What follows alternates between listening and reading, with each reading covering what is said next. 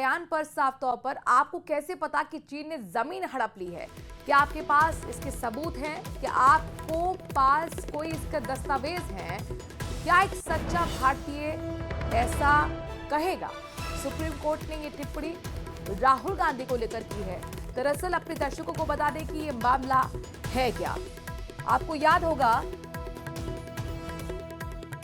एक यात्रा राहुल गांधी की तरफ से शुरू की गई थी, भारत जोड़ो यात्रा के नाम से। इसमें भारतीय सेना के खिलाफ कथित टिप्पणी के मामले में अपने खिलाफ मानहानि को चुनौती देने के लिए सुप्रीम कोर्ट में याचिका दायर की गई है। कोर्ट में सुनवाई के दौरान ही साफ तौर पर कहा गया कि आपको कैसे पता चला कि चीन ने 2000 किलोमीटर तक भारत की जमीन हड़प ली है। दरअसल इस तरह की टिप्पणी राहुल गांधी की तरफ से इस यात्रा के दौरान दी गई थी। उनका कहना था कि सेना के एक अधिकारी ने, पूर्व अधिकारी ने उन तक ये जानकारी पहुंचाई। बहरहाल खबरों में आगे बढ़ते हैं। जयपुर से खबर है जहां पर परकोटे में जर्जर भवनों पर हेरिटेज निगम ने बड़ा एक्शन लिया। मानसून के मद्देनजर खतरनाक मकान को आज ध्वस्त किया गया है। महावीर पार्क के सामने वार्ड 72 का मकान ध्वस्त किया गया। चांदपोल बाजार के खेजड़ों का रास्ता स्थित मकान को भी गिराया गया है। जयपुर निगम ने जारी की है चेतावनी कि नहीं कराई मरम्मत तो चल जाएगा बुलडोजर। अरबाज हमारे संवाददाता इस खबर पर ज्यादा जानकारी के साथ जुड़ गए हैं। अरबाज, ये तस्वीरें जो हम देख पा रहे हैं ये कहां की हैं? कितनी बिल्डिंग्स को जमींदोज किया गया है? आगे किस तरीके का एक्शन और होगा? जी बिल्कुल, देखिए हम चांदपोल बाजार में खेजड़ों के रास्ते में मौजूद हैं।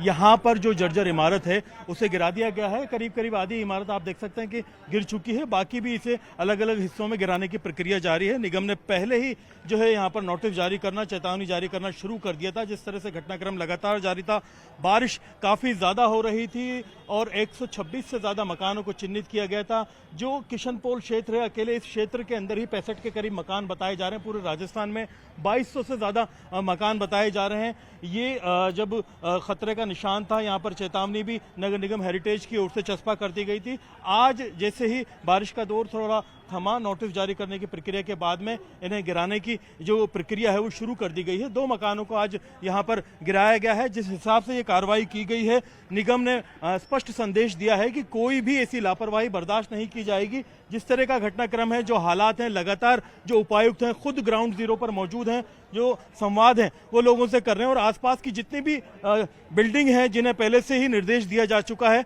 कि उन्हें एक तरह से जीर्णोद्धार कराना है, उनका मरम्मत कराना है, तो उनको भी कह दिया गया है। उपायुक्त हमारे साथ में मौजूद है। सर, क्या कार्रवाई ये पूरी है, किस तरह से आपने अंजाम दी है और आगे क्या क्या होना है? अभी हमने शहर के जर्जर भवनों का हमने आइडेंटिफाई किया है। इसमें किशनपोल जोन के कुल 65 भवन हमने आइडेंटिफाई किए थे। इनमें इनके 65 को हमने सबको नोटिस जारी किए हैं। यहाँ तो अपनी मरम्मत करा लें, अपनी पूरी प्रक्रिया पूरी कर लें, नहीं तो निगम कार्रवाई करेगा। इसके पश्चात में 6 हमने ऐसे आइडेंटिफाई किए वो काफ़ी ज़्यादा रिस्की थे, जो कभी भी मानसून को देखते कभी गिर सकते हैं।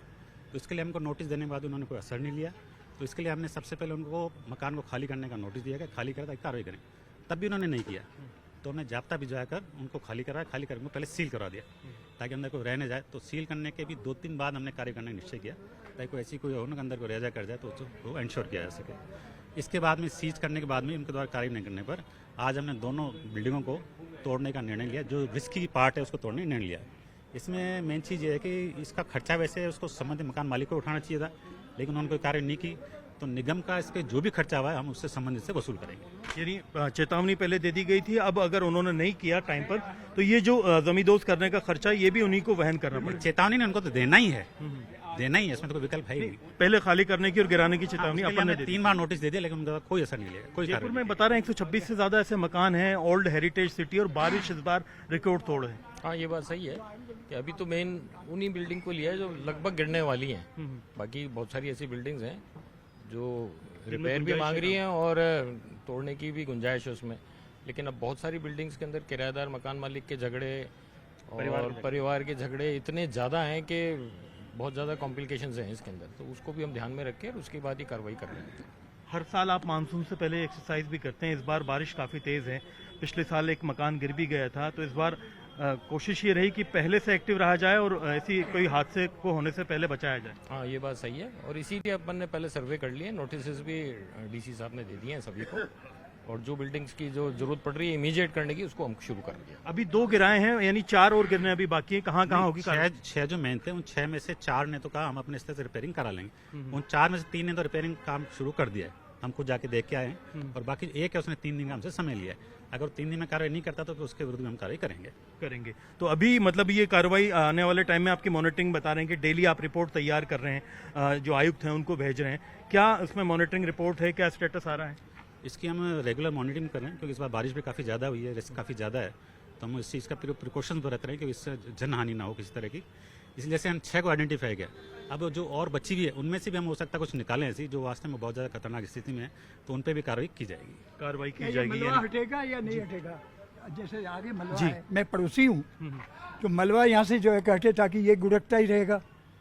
तो क्या निगम अभी मलबा हटा देगी? देखिए, ये सारी चीजें कार्रवाई की जाएंगी और कार्रवाई करने के बाद में बाकायदा इसकी वसूली भी होगी उनसे मकान मालिक। सीएसआई को पाबंद कर दिया। अभी गाड़ी ट्रैक्टर आ रहा है, इसमें जो बाहर जो सामान ये मलबा पड़ा है ये अभी हटा देंगे। जी बिल्कुल, मलबा भी हटेगा। और मतलब लगातार लोगों को आप जागरूकता के लिए भी अपील भी कर रहे हैं कि इस तरह की स्थिति हो तो खुद भी आगे आकर बताएं। आदमी को खुद को पता नहीं रहता है कि मैं मरूंगा अभी अगर ये गिरेगा, तो उनको खूब पता रहता है। लेकिन बहुत सारी चीजें मैं बता रहा हूँ ना आपको, कॉम्प्लिकेशन चल रही है कि किराएदार, मकान मालिक, परिवार के झगड़े, बहुत सारी ऐसे इस चक्कर में खाली नहीं करते। बाकी साफ सफाई, ये मलबा अभी आदमी को बोल दिया हमारे सीएसआई को, वो हटा जाएगा। जी बिल्कुल, कार्रवाई हो जाएगी। तो आप देखिए कि ये निगम का ज़ाब्ता है। पूरा स्पेशल टीम जो है आयुक्त ने गठित की थी, इसमें बाकायदा 126 मकानों को बहुत प्रायोरिटी पर चिन्हित किया गया था। फिलहाल ये भरभरा करके मकान आप देख सकते हैं कि पूरे मार्ग पर है, जिसमें अधिकारियों को कहना है कि शाम तक पूरा मलबा भी हटवा दिया जाएगा।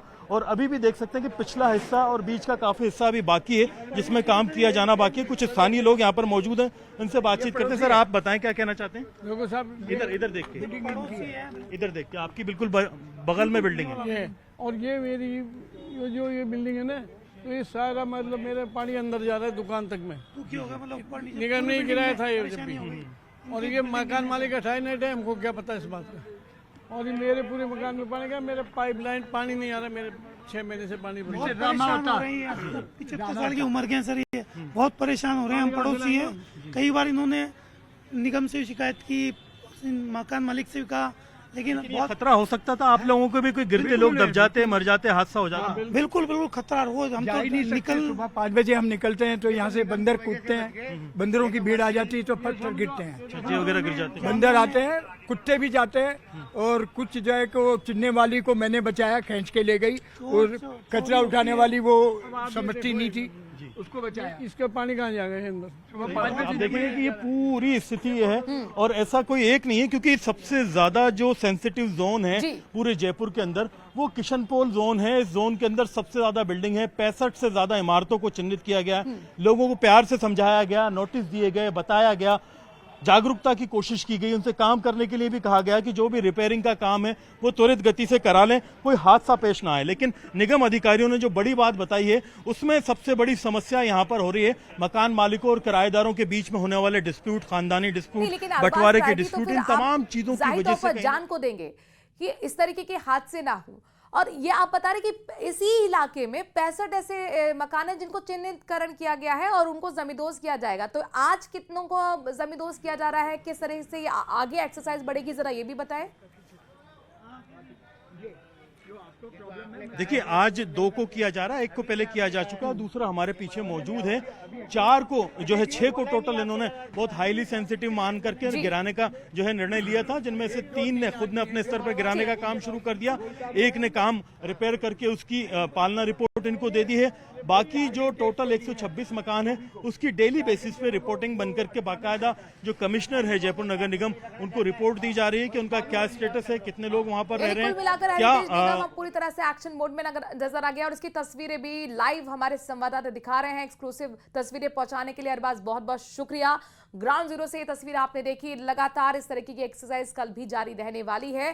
खास तौर पर चेतावनी हेरिटेज निगम की तरफ से लोगों को दी गई है कि भाई आप लोग जहां कंडम घोषित किए गए हैं उन मकानों को खाली कर दीजिए, जमीनें होने में वक्त नहीं लगेगा। और ये बुलडोजर कार्रवाई आप